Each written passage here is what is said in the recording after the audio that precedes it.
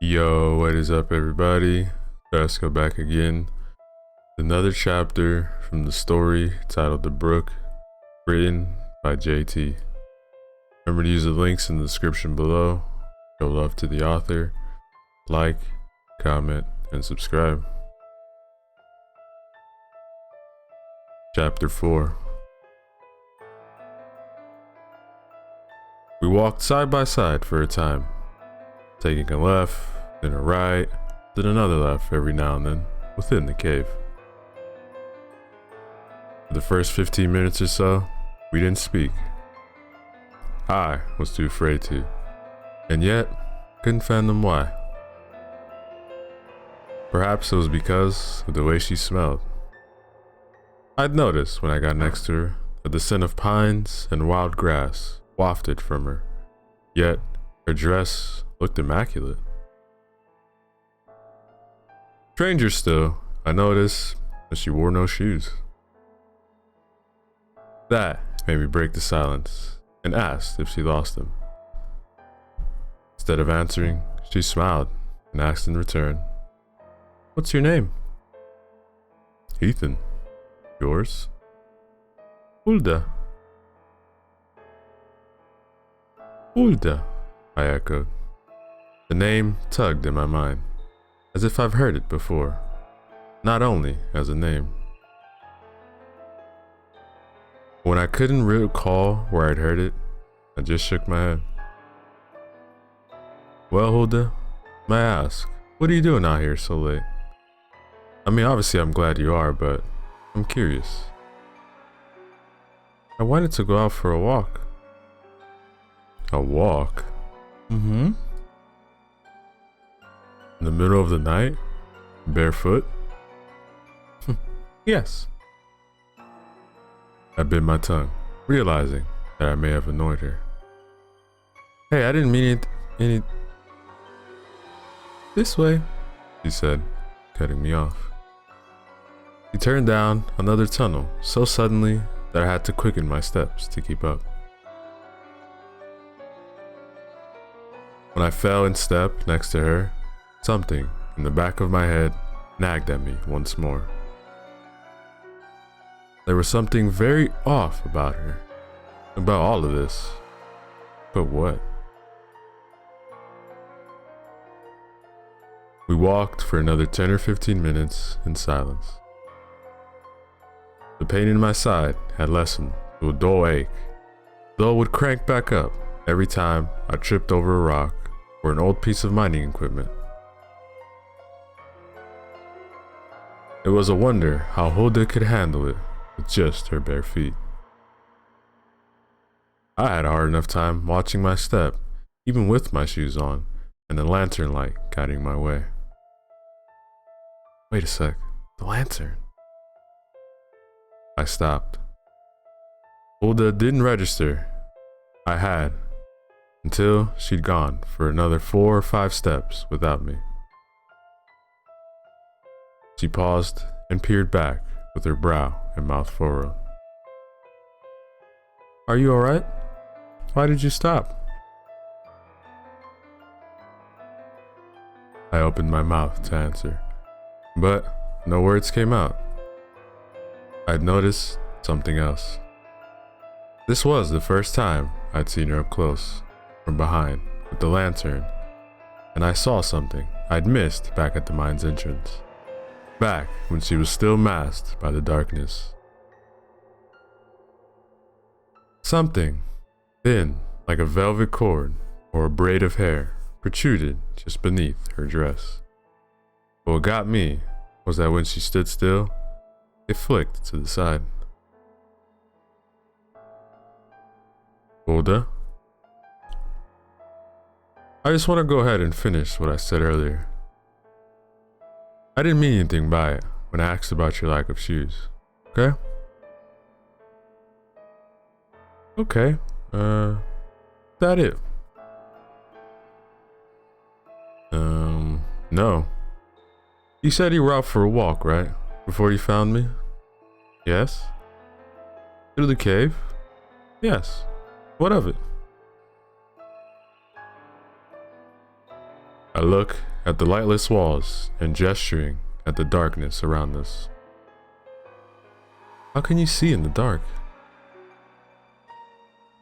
Oh, how I wish I could write that she said. Oh, because I have a flashlight. Or something like that, to reassure my pounding heart that everything was okay, and what I thought she was at the moment was wrong. Instead, I got a very different response. Just how an ignorant boy sees the light of day. With my eyes.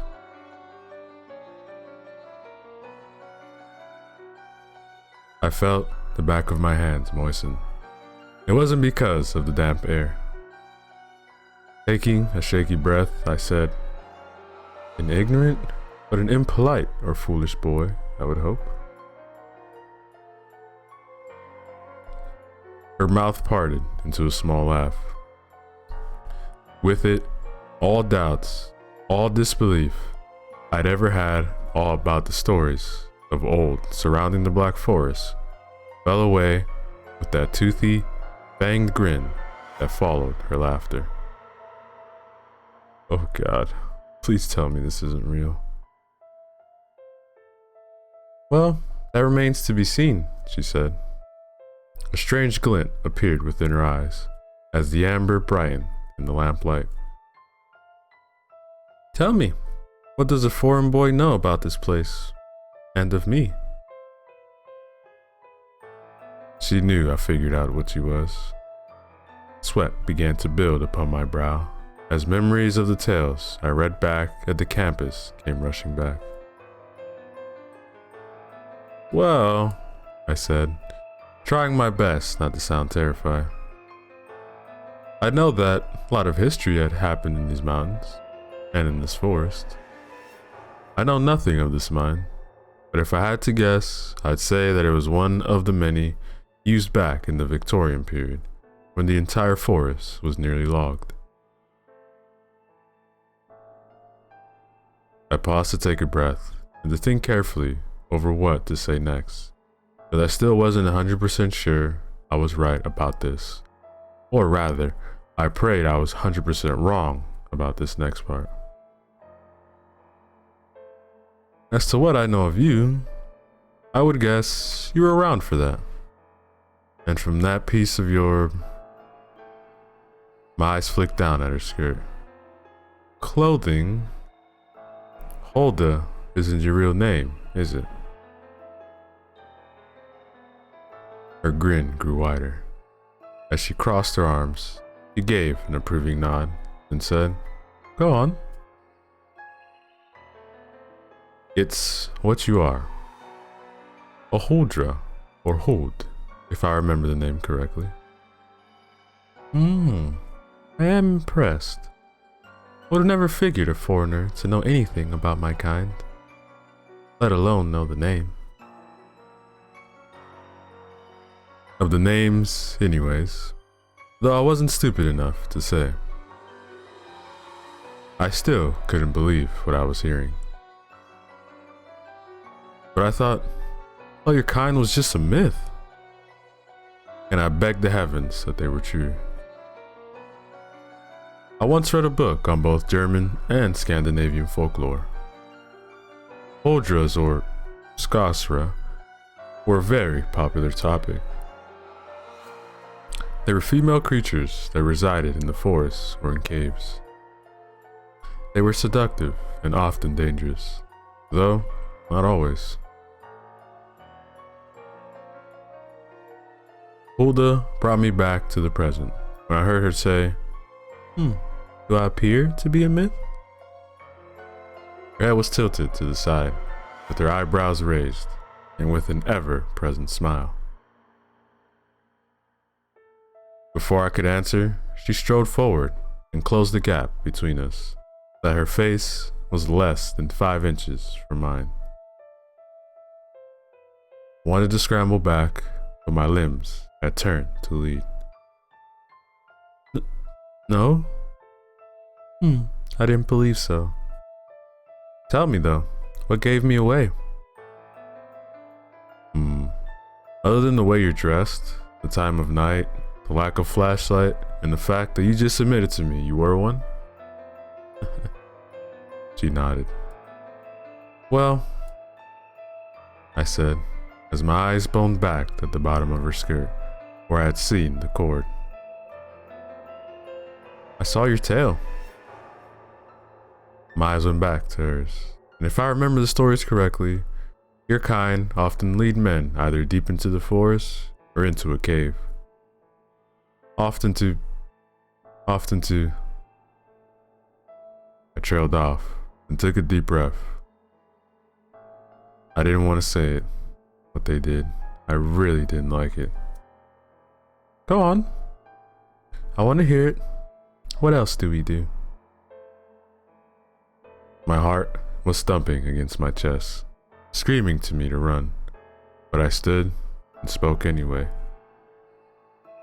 Well, they either kill them, leave them to be lost forever, or actually, I don't think I need to say the last one because we both clearly know what it is, and right now. I paused, not believing the words that were tumbling out of my mouth. I am begging you, just please, please let me go. I don't want any trouble or cause you any harm. I just want to get back to civilization and back to my dorm. Her eyes stared deep within my own, as if she could see everything there was to know about me in them. After a few heartbeats, her lips curled into a smirk, and she looked off to the side, as if in thought. A minute later, she nodded, turned her head back to me, and then said, "The way out is just ahead. You'll find the professor's house beyond a small brook after you get out. Assuming you can get across it. You'll be fine. But stay true to the path. There are others aside from myself that dwell here. You do not wish to meet them."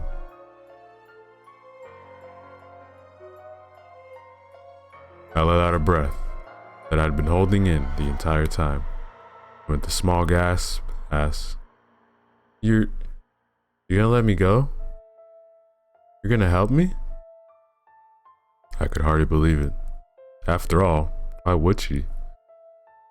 Almost every single story I've read concerning the Huldra had a bad ending. What made mine any different? Her goblin grin returned. "I am, yes. I cannot speak for what lies ahead, however." Her eyes went to my lantern, and pursing her lips as if to whistle, she somehow blew out the light, plunging the entire tunnel into complete and total darkness. I grew still, petrified. Before I could snap out of it, I felt a warm, moist breath against the nape of my neck. Should you escape what lies ahead, return to the forest. I would like to see you again. Warm lips pressed against the back of my neck. With it, a sudden dart of pain and heat shot down my spine. The lantern fell from my grasp and my hands flew to my chest as a silent, agonizing fire filled my ribcage. The heat was so excruciating, it sapped away all the energy to scream.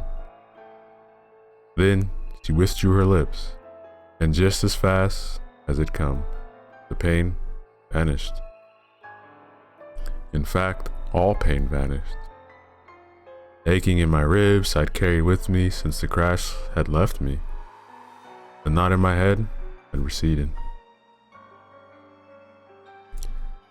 I felt myself gasping for breath. When I had it, I turned and asked, "What did you do?" But only the echoing of my voice answered me back. Hulda was gone. Now, ladies and gentlemen, the end of chapter 4.